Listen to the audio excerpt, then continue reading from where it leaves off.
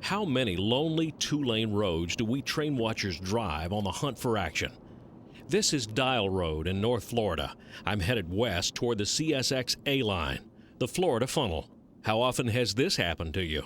Approach the crossing with lights flashing, only to see the gates going up instead of down. Bummer. Fortunately, this subdivision has plenty of action, and another train is not far behind.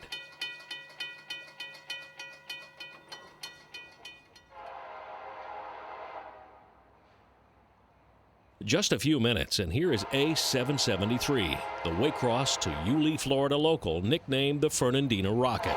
This morning, sporting SD40 power.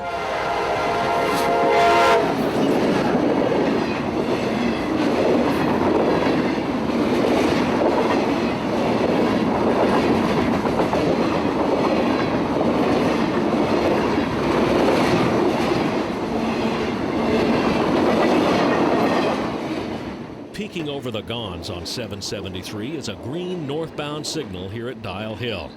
Life is good on the Florida Funnel.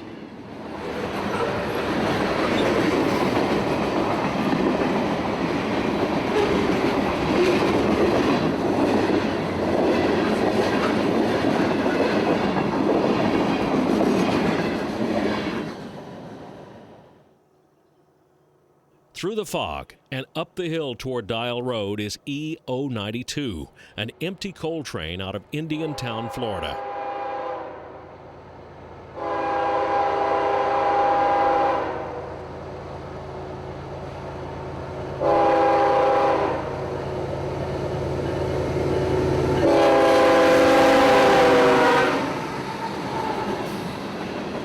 The coal feeds the Indiantown cogeneration plant that sells electricity to Florida Power and Light and steam to a local citrus processor.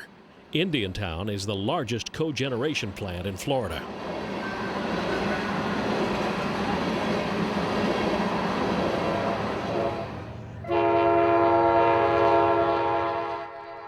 Easing north for a quick visit to Folkston, we find an event increasing in frequency, a downtown meet. This is Amtrak 97, meeting that same Indiantown empty coal train.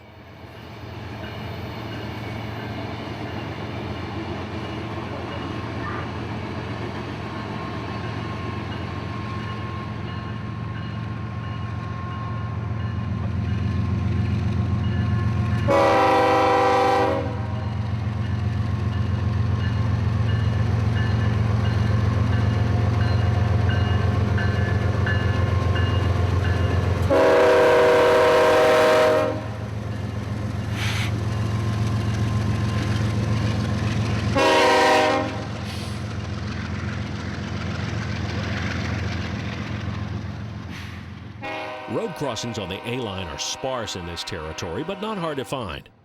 This is Henry Smith Road, just south of Hilliard. Q652 has shattered the peace of this Florida pine forest.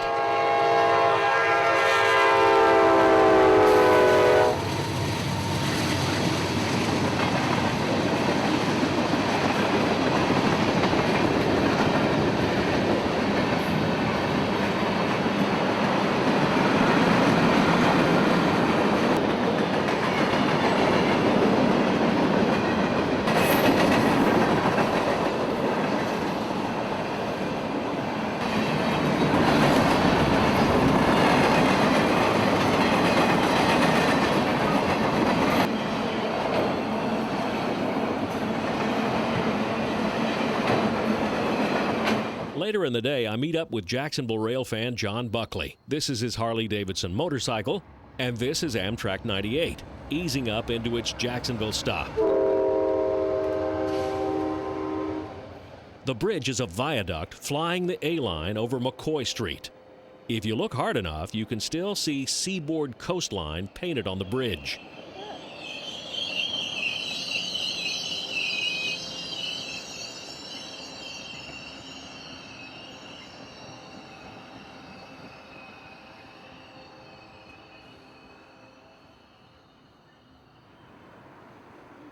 On the south side of Jax, the A-line crosses the Ortega River, which leads out to the Atlantic. Coastline old-timers still call it McGirt's Creek, so that's its name on the A-line timetable. Only 10 feet deep, McGirt's is still a popular waterway and therefore requires CSX to maintain this nearly 100-year-old Scherzer rolling lift draw span. John and I took up positions on a rickety wooden dock at the marina next door to catch Amtrak's northbound auto train, running right on time as he sprints toward Lorton, Virginia.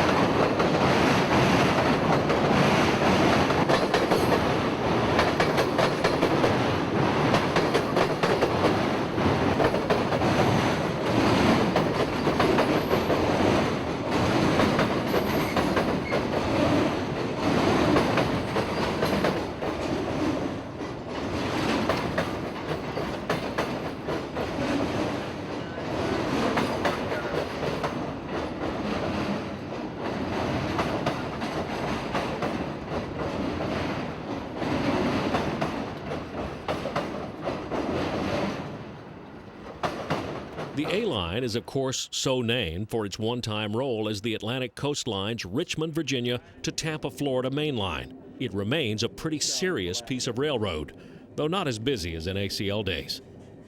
Out the back window of a southbound Amtrak train, the A-line looks to be in the best shape it's been in decades. A lonely outpost on the A-line is West McCoy Pass Track. This is the only crossing on the siding.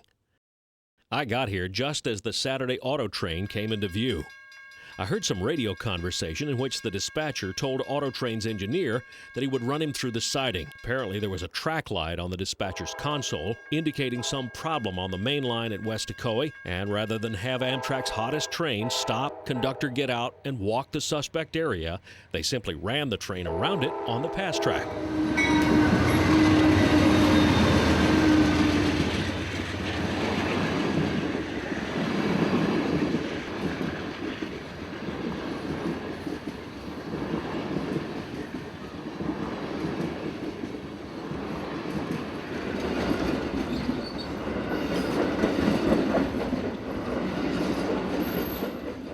Amtrak 52 was on an A-line adventure of his own, and one he goes on every day.